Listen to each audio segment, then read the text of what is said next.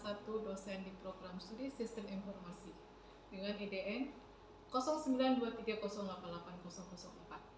Pada kesempatan kali ini, saya akan menjelaskan PDD UKTP Tridharma di bidang pengajaran. Dalam PDD UKTP ini, saya akan menjelaskan tentang mata kuliah Sistem Informasi Manajemen. Pada penjelasan mata kuliah Sistem Informasi Manajemen, saya menggunakan metode pembelajaran DIA, yaitu Delivery, Interaction, dan Assessment.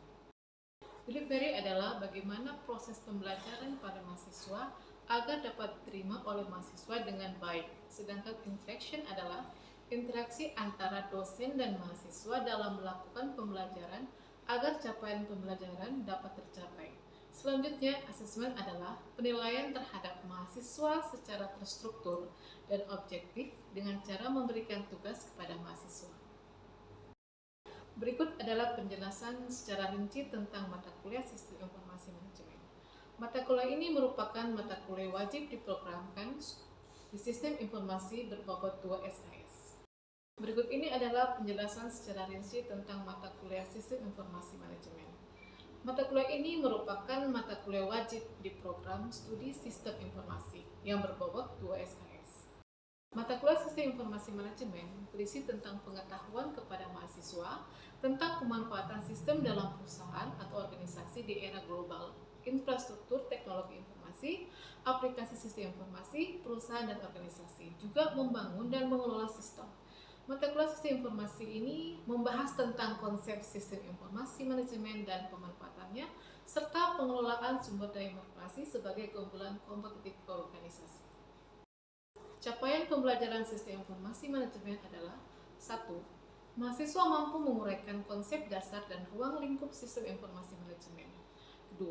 Mahasiswa mampu menguraikan peranan teknologi informasi untuk keunggulan bersaing. 3. Mahasiswa mampu menganalisis strategi manajemen perusahaan yang berfokus pada masa depan. 4. Mahasiswa mampu membandingkan teknologi informasi dalam perspektif perusahaan dan pendidikan. 5. Mahasiswa mampu menguraikan kerangka kerja tim dalam perusahaan. 6. Mampu menguraikan peranan sistem informasi manajemen dalam pengambilan keputusan. Yang ke-7, mahasiswa mampu membandingkan implementasi sistem informasi manajemen.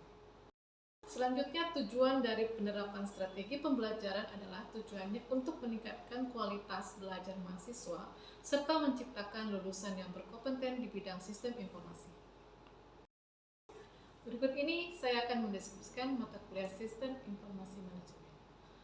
Yang pertama adalah konsep dasar sistem informasi manajemen berbasis komputer. Yang kedua, konsep siklus hidup sistem dan pengembangan sistem informasi. Yang ketiga, analisis kebutuhan sistem informasi bagi organisasi. Yang keempat, knowledge management dalam organisasi. Yang kelima, teknologi sistem informasi. Yang keenam, hambatan dan tantangan dalam implementasi sistem informasi manajemen. Yang ketujuh, teknologi informasi sebagai keunggulan kompetitif. Yang kedelapan, sistem pendukung keputusan. Yang kesembilan, sistem informasi dalam model umum perusahaan. Yang ke-10, pentingnya sistem informasi terhadap kualitas produk dan jasa. Yang ke-11, sistem informasi global. Yang ke-12, keamanan sistem informasi dan implikasi etis pemanfaatan IT. Yang ke-13, pengelolaan sumber daya informasi sistem informasi manajemen sebagai pengendalian manajemen. Yang ke-14, sistem informasi sebagai pengendalian manajemen. Berikut ini tampilan dari RPS Sistem Informasi Manajemen.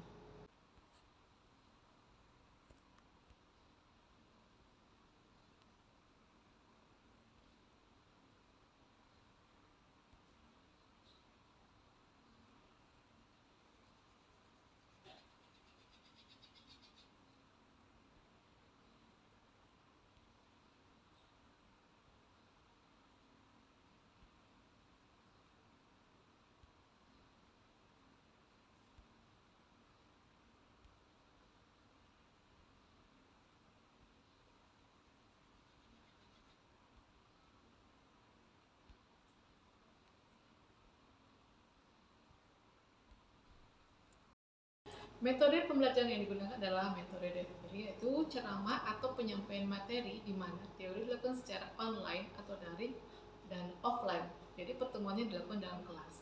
Kemudian aplikasi yang digunakan secara daring menggunakan Zoom Meeting, Google Meet, dan menggunakan LMS Emaca. Berikut ini adalah LMS Emaca yang kami gunakan di Unitama.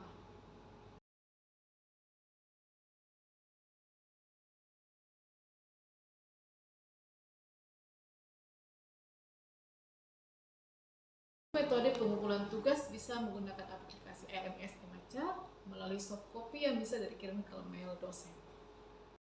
Selanjutnya, interaction adalah interaksi antara dosen dan mahasiswa dalam melakukan pembelajaran agar capaian pembelajarannya dapat tercapai. Selanjutnya, contoh dari interaction yang kami lakukan seperti diskusi kelompok, interaksi tanya jawab, membahas tentang materi yang telah diberikan.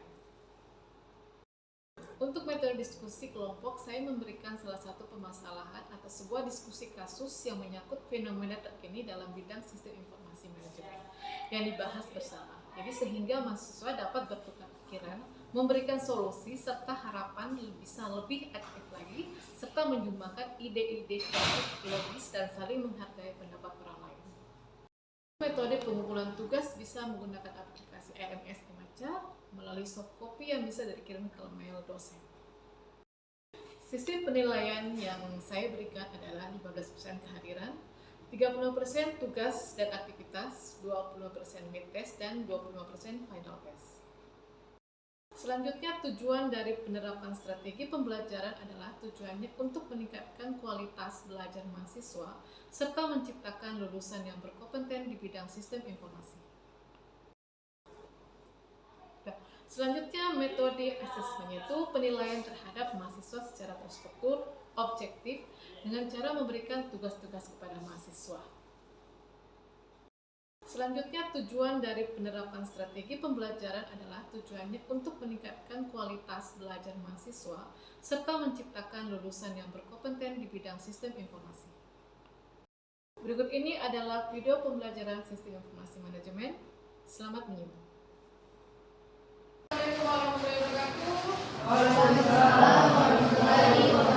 Oke, terima kasih adik-adik atas kesempatannya hari ini adalah hadir di belakang sistem informasi manajemen. Hari ini kita masuk sudah minggu 2 ya. Kemarin kan sudah minggu pertama, kita sudah melakukan kuliah dan materinya juga sudah dijelaskan tentang pengenalan sistem informasi manajemen. Oke, sebelumnya kita masuk ke materi, saya minta untuk kelas tambah silakan. Sebelum memulai baiknya kita berdoa terlebih dahulu menurut agama dan kepercayaan kita masing-masing. Berdoa dimulai.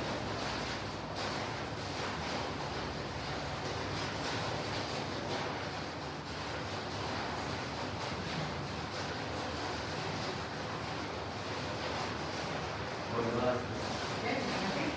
Oke, kita lanjut ya. Hari ini adalah tentang sistem informasi.